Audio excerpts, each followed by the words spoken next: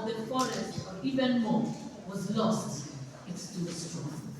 It is the last tropical rainforest in Kenya, preserving genetic, species, and ecological lineages unique to the Guinea-Congolian region is the Kakamega forest.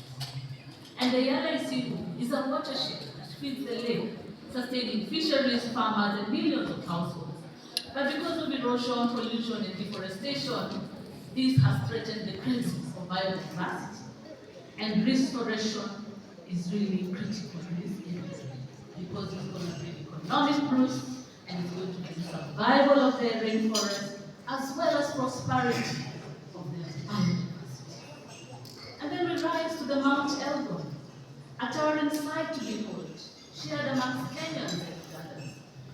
Its water towers back the Nzoia and the Tapal River, which in turn drives livelihood.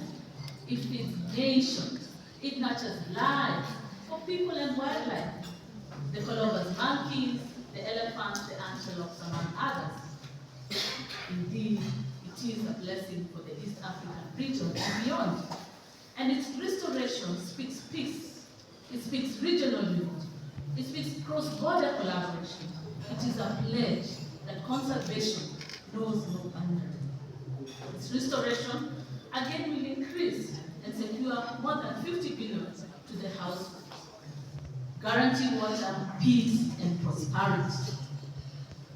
But at the heart of Kenya lies the Mau Forest Complex, which we're talking about today, our largest water tower, the heartbeat of rivers, feeding Lake Victoria, the Mara, Nakuru, and the Rift Valley.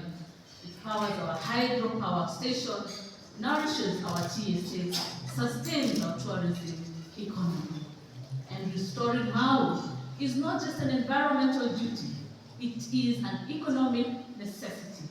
It is an economic insurance, protecting GDP growth, securing food systems, and guaranteeing national energy stability. Then we move further east.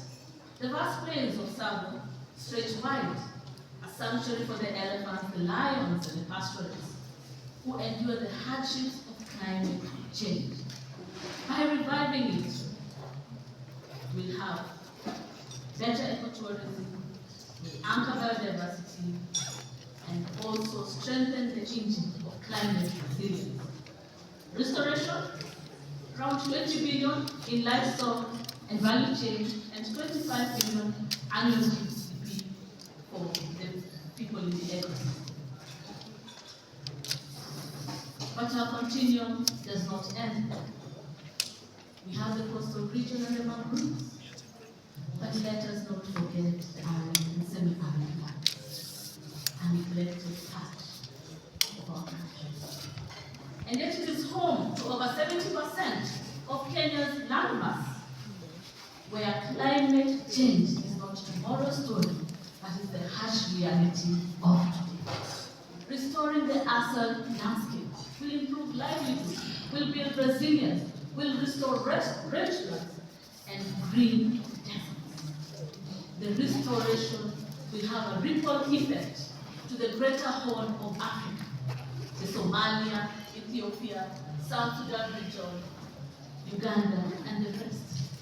A ripple effect to the East African community and ultimately to Africa.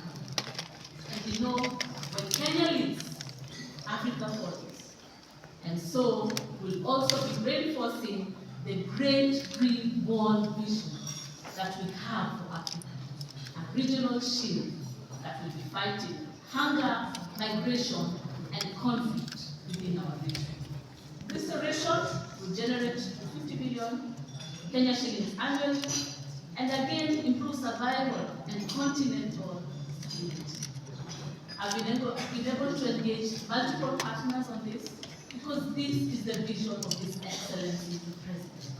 It is a national agenda. The 15 billion tree campaign is not just about planting, it's about restoring our ecosystems in the vast areas of Kenya. And so, ladies and gentlemen, when the land is degraded, our economy is damaged.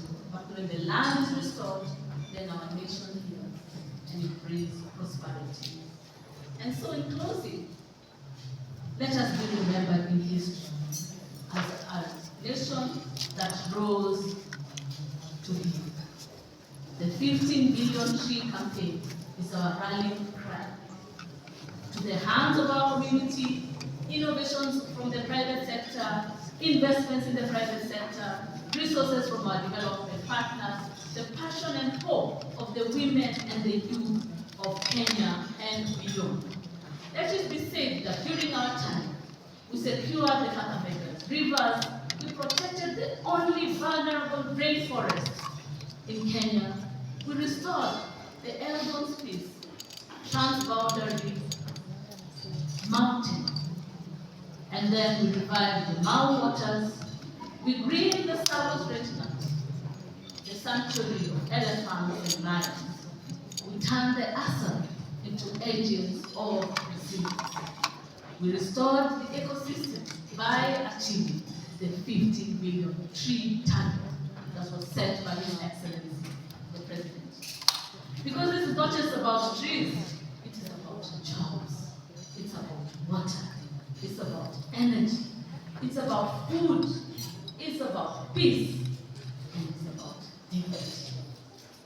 Equity and inclusivity in Kenya is critical, and so we need to look at all the ecosystems in Kenya. This is our continuum of hope. This is our shared legacy. So together, let us rise and heal our land.